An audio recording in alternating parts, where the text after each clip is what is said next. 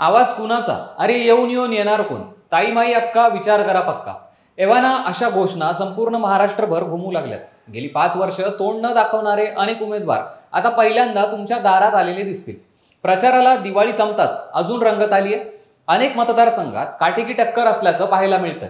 अगदी राज्याचं लक्ष लागून राहिलेल्या लक्षवेधी लढाई यात आहेत.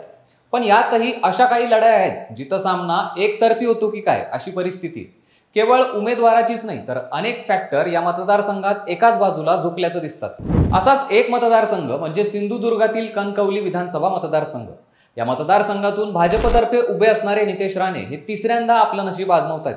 तर यावेळी त्यांच्यासमोर ठाकरे गटातर्फे संदेश पारकर यांचं आव्हान असणार आहे. अशावेळी नितेश राणे यांना हे आव्हान जड जाण्याची शक्यता आहे का? नितेश राणे यांना हॅट्रिक मिळवणं खरंच चॅलेंजिंग असू शकतं का?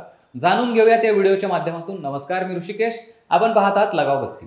तर कणकवली विधानसभा मतदारसंघात कणकवली, देवगड आणि वैभववाडी या 3 तालुक्यांचा समावेश होतो. 2008 नुसार केलेल्या मतदारसंघांच्या रचनेनंतर हा मतदारसंघ निर्माण झाला होता. या मतदारसंघातून पहिल्यांदा भाजपचे प्रमोद जठार निवडून आले होते. मात्र त्यानंतर नितेश राणे यांनी या मतदारसंघाला आपला बालेकिल्ला बनवलं. नितेश राणे यांनी स्वाभिमान पक्षाच्या रूपाने सिंधुदुर्ग जिल्ह्यात कामाला सुरुवात केली होती. 2019च्या नारायण राणेंच्या विधानसभा निवडणुकीत जिल्ह्यात नितेश राणेंची एंट्री झाली. पुढे 2014 मध्ये काँग्रेसच्या तिकिटावर विधानसभा निवडणूक लढवली. त्यात भाजपचे प्रमोद जठारे यांचा सुमारे 25,000 मतांनी पराभव केला.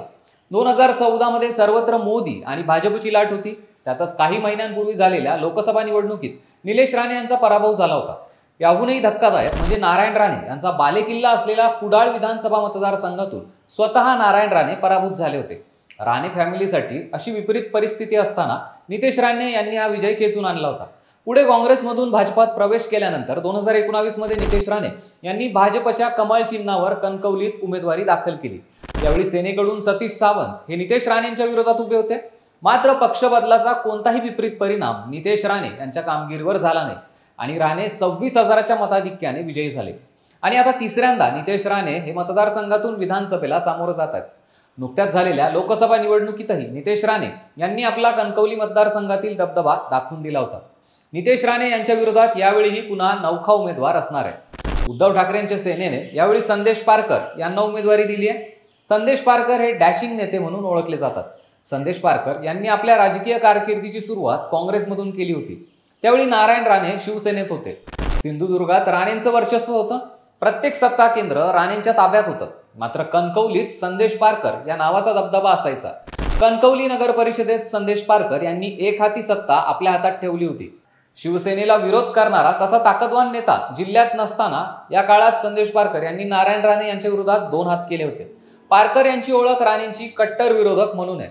राणे काँग्रेसमध्ये आल्यानंतर पारकर यांनी पक्ष बदलला होता.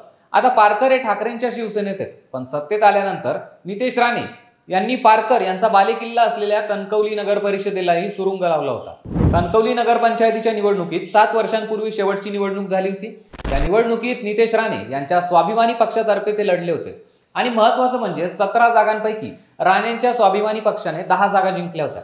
नगर अध्यक्षपदासाठी राणेंच्या पक्षाकडून समीर नलावडे तर युतीकडून संदेश पारकर यांच्यात थेट लढत होती. कणकवली शहरात संदेश पारकर यांचं वर्चस्व होतं तर निलेश राणे हे स्थानिक आमदार. यामुळे या लढतीकडे राणे विरुद्ध संदेश पारकर असं पाहिलं जात होतं आणि इथं संदेश पारकर यांचा पराभव झाला होता. याच वेळी राजकीय गणितानुसार नितेश राणे यांच्या विरोधात अनेक दिग्गजांनी आपली ताकद लावली होती. राणेंच्या गटाकडून आमदार नितेश राणे यांनी या निवडणुकीत संपूर्ण लक्ष घातलं होतं. तर भाजप शिवसेना युतीच्या वतीने भाजपचे राज्यमंत्री रवींद्र चव्हाण आणि शिवसेनेचे आमदार वैभव नाईक हे नेते निवडणुकीच्या काळात कणकवलीत ठाण मांडून बसले होते. राणेंच्या पराभवासाठी दीपक केसरकर यांनीही पाण्यात देव मांडून ठेवले होते. मात्र राणेंनी या सर्वांना धोबीपछाड दिला होता. आता राजकीय परिस्थिती बदलली असून अनेक दिग्गज कोकणात भाजपची जबाबदारी सांभाळणारे रवींद्र चव्हाण, शिंदे गटाचे दीपक केसरकर हे आता राणेंच्या बाजूने आहेत. यामुळे संदेश पारकर यांच्या विरोधात नितेश राणेंकडे एकतर्फी ताकद आहे. त्यामुळे येत्या निवडणुकीत नितेश राणे यांची एकूणच ताकद पाहता त्यांनी हॅट्रिक साधल्यास आश्चर्य वाटायला नको. तुम्हाला काय वाटतं तेही आम्हाला कमेंट करून नक्की सांगा आणि आमच्या लगाव बत्ती या YouTube चॅनलला नक्की सबस्क्राईब करा.